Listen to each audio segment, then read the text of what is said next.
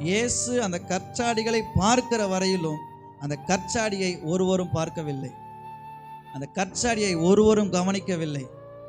அந்த கற்சாடி அது வரைக்கும் ஒதுக்கி வைக்கப்பட்டிருந்தது, கண்டுகொள்ளப்படவில்லை.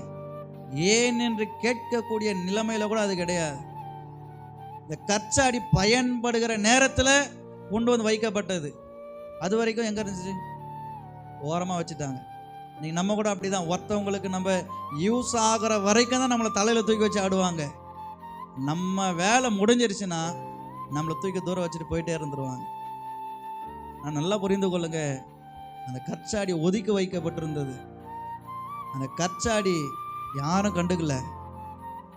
அந்த கற்சாடி நொறுக்கப்பட்டு நசுக்கப்பட்டு மிதிக்கப்பட்டு, இன்னும் சொல்ல போனா அவமானப்படுத்தப்பட்ட நிலைமையில தள்ளப்பட்டிருந்தது. அதை தாங்க ஏசப்பா பார்த்தாரு. அப்படிப்பட்ட அந்த கற்சாடிகளின் மேலதான் கர்த்தருடைய பார்வை விழுந்தது.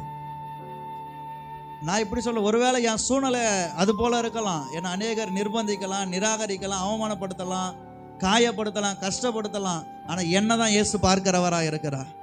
ஒரு ஆமென் சொல்லுங்களேன். பளபளப்பா இருக்கிற பாத்திரங்களை காட்டிலும் ஒதுக்கி வைக்கப்படுகிற என்னை கர்த்தர் பார்க்கிறவரா இருக்கிறார். ஹல்லேலூயா.